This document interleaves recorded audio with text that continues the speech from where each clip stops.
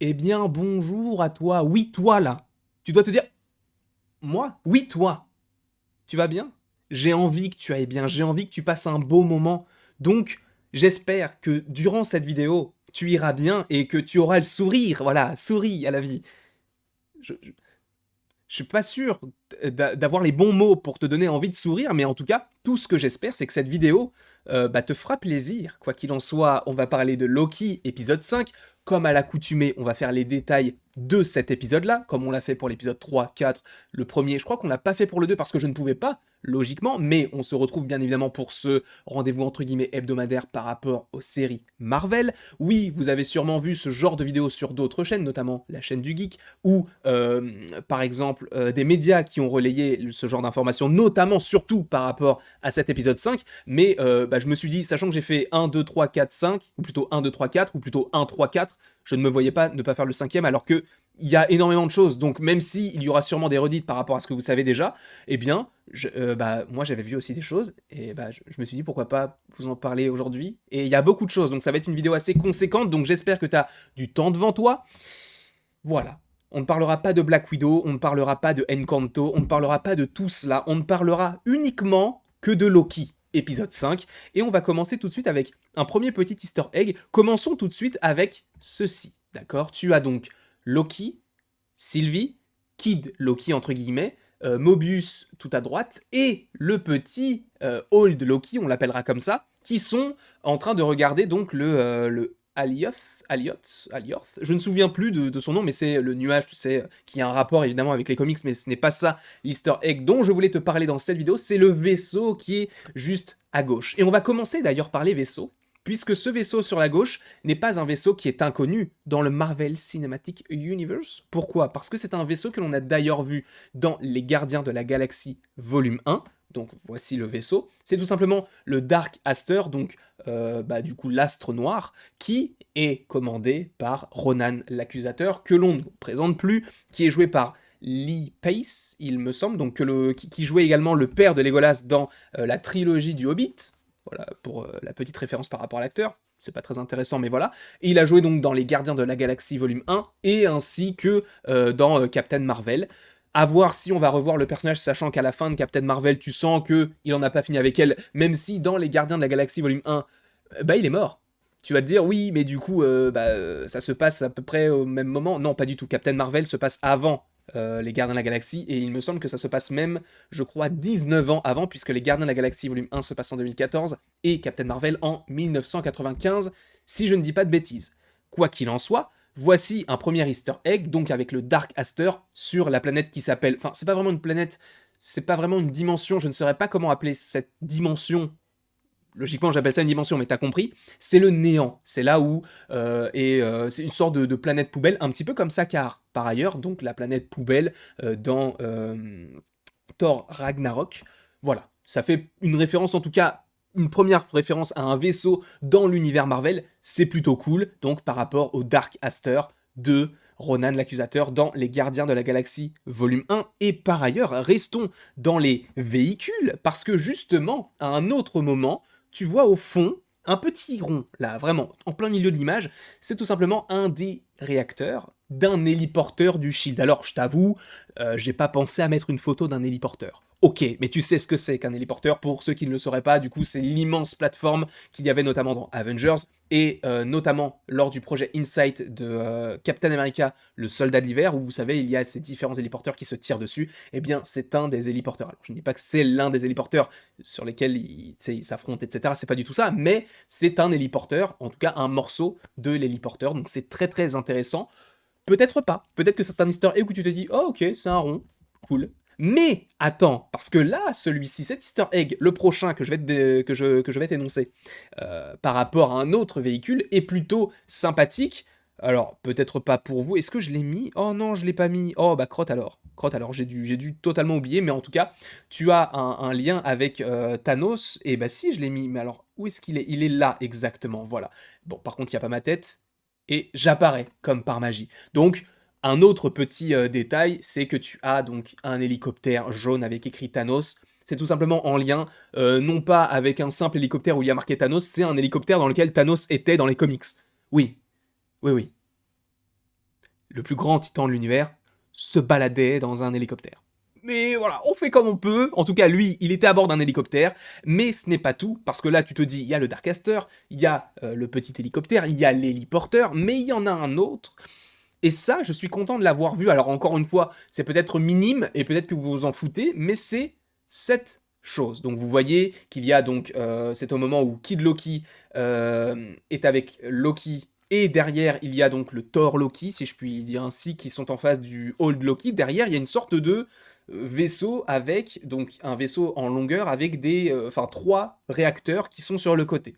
Peut-être que ça vous dit quelque chose, parce que quand j'ai vu ça, je me suis dit, là, il y a anguille sous cloche, là. Je me suis dit, oulala, il y a un truc qui me titille, et j'ai déjà vu ça quelque part. Et, vraisemblablement, alors, encore une fois, à prendre avec des pincettes, même si, bon, ce ne sont que des easter eggs, donc on ne peut pas assurer la viabilité de ce genre de choses, mais cela peut faire référence au vaisseau de Crâne Rouge dans Captain America The First Avenger, donc qui est tout simplement la même chose avec les réacteurs, les 3 branches et le long cockpit entre guillemets, si je puis dire ainsi, par rapport à cette chose-là. Donc on voit que c'est à peu près similaire.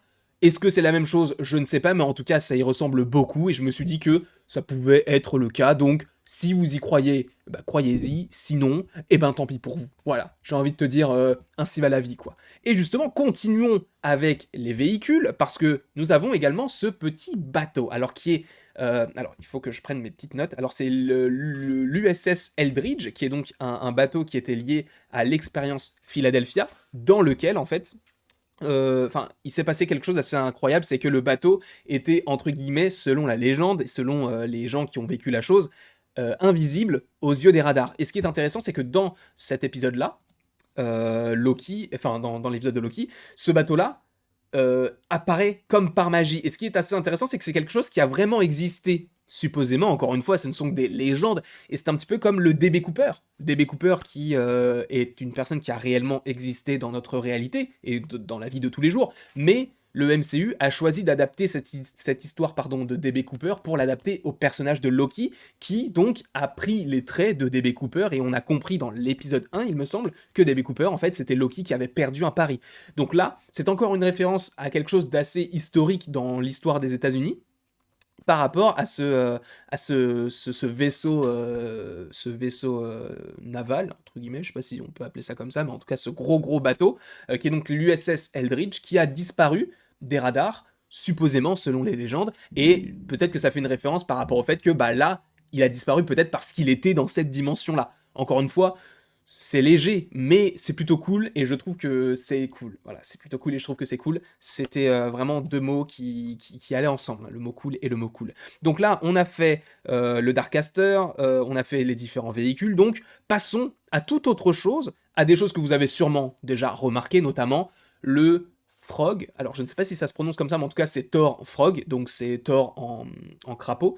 Petite référence plutôt sympathique, dans le sens où il me semble, si je ne dis pas de bêtises, que dans Thor Ragnarok, on te mentionne Thor qui dit que Loki s'est transformé en un serpent, etc. Et pour lui faire peur, parce qu'il sait que Thor aime beaucoup les serpents, et donc il s'était métamorphosé en cet animal-là. Et visiblement, il me semble que dans les comics, quand Thor est une grenouille, Loki est un serpent. Je suis pas sûr à 100%, mais en tout cas, dans les comics, il existe un Thor qui est en grenouille, et même pas forcément que dans les comics, puisqu'il y a aussi la série d'animation, il me semble que c'est The Ultimate Spider-Man, donc qui passait sur France 4 notamment, où tu avais un épisode où tu avais Thor qui était transformé en grenouille.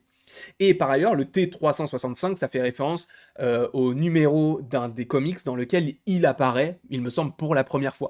Donc c'est plutôt sympathique d'avoir cette petite référence, sachant que c'est pas juste une petite grenouille comme ça, c'est vraiment Thor en fait, parce qu'il a la cape, il a les petites ailes sur le casque, il saute et tout, il essaie de sortir de ce petit bocal. Et la deuxième petite référence au personnage de Thor, on le voit en haut à gauche donc de cette image-là, mais on va revenir sur cette image, c'est tout simplement Mjolnir, donc le vrai Mjolnir, pas celui qu'arbore un des Loki. Alors, encore une fois, celui de Thor Loki, je vais l'appeler comme ça, donc celui qui a le marteau, on ne sait pas vraiment si c'est Mjolnir, mais en tout cas ça semble être un marteau que tout le monde peut porter, donc on peut supposer que ce n'est pas une autre version de Mjolnir, et que c'est juste un marteau classique. Mais, en tout cas, t'as ce marteau, qui est donc Mjolnir, qui n'existe plus dans notre réalité, je vous le rappelle, puisque Hela, dans Thor Ragnarok, l'a tout simplement détruit, donc il n'existe plus du tout.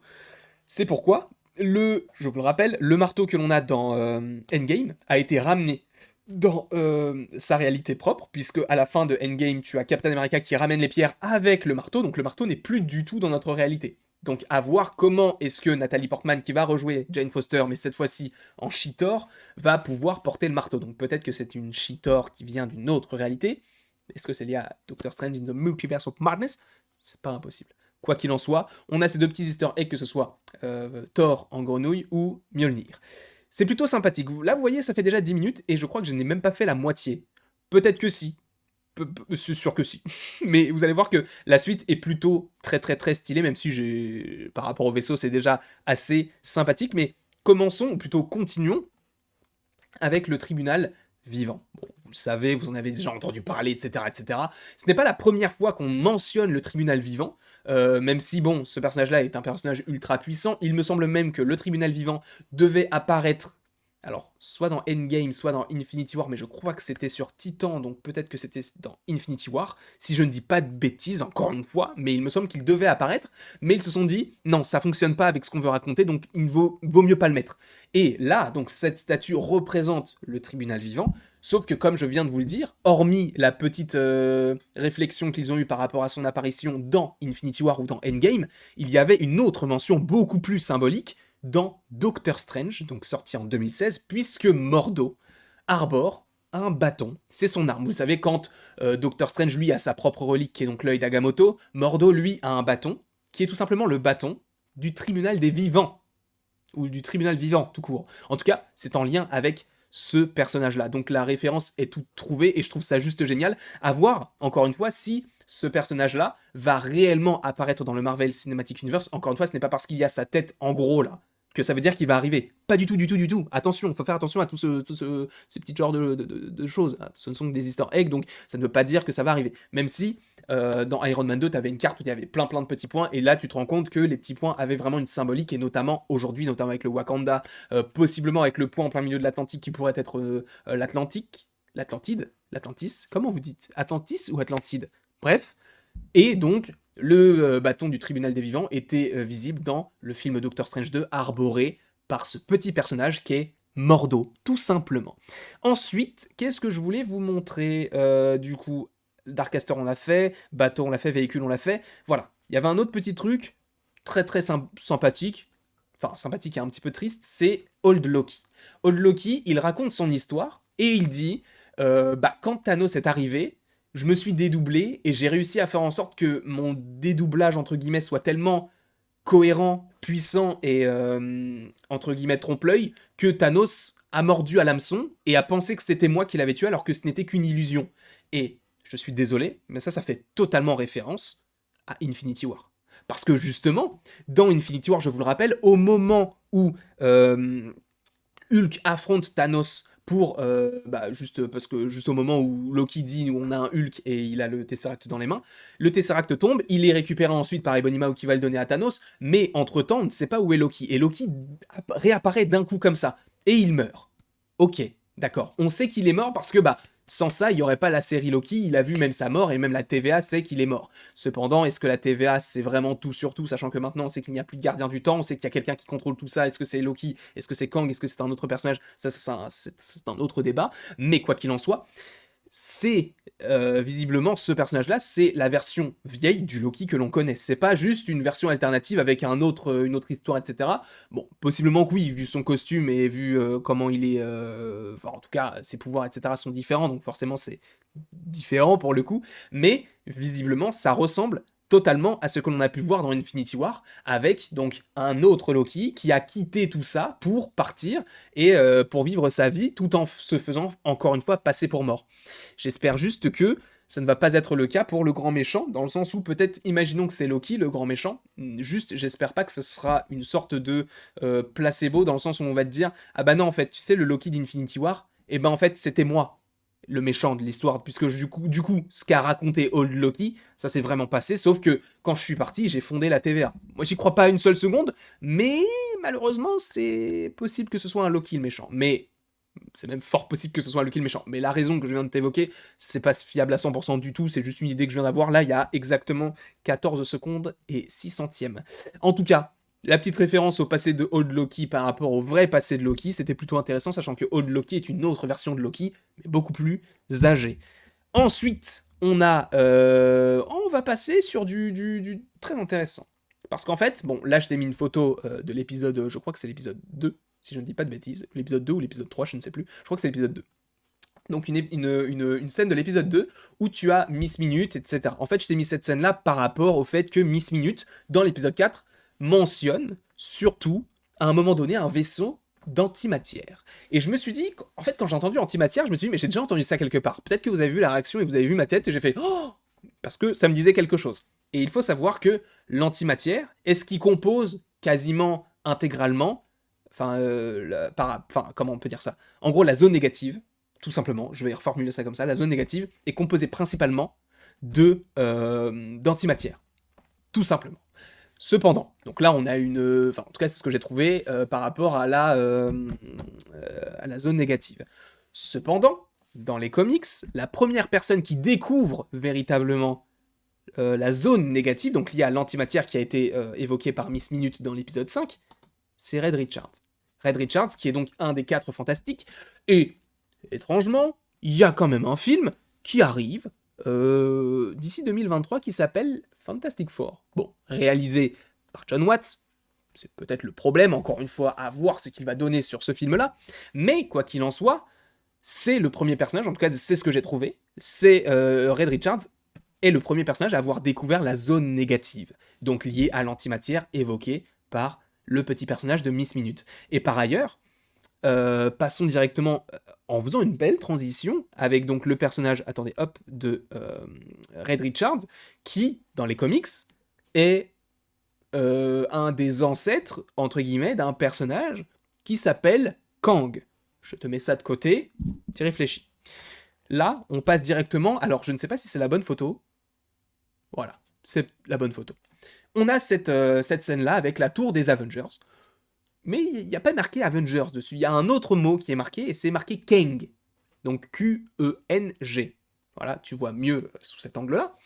C'est assez intéressant qu'il y ait marqué Kang et non Avengers, ou en tout cas Stark, puisque de base c'est la tour Stark, parce que, en fait, n'oublions pas que dans Spider-Man Homecoming, tu as la tour qui est rachetée par quelqu'un, on ne sait pas qui encore, on ne sait toujours pas qui d'ailleurs, puisque c'était en 2016, mais depuis 2016 on n'a aucune nouvelle par rapport à tout ça, même si c'est possible que ce soit en 2017, je ne sais plus. Mais en tout cas, tu as cette tour qui a été rachetée, et après ils se sont installés dans le nord de l'État, je crois, ou dans le sud, je ne sais plus, mais en tout cas dans l'État de New York, et la tour des Avengers n'appartenait plus logiquement aux Avengers.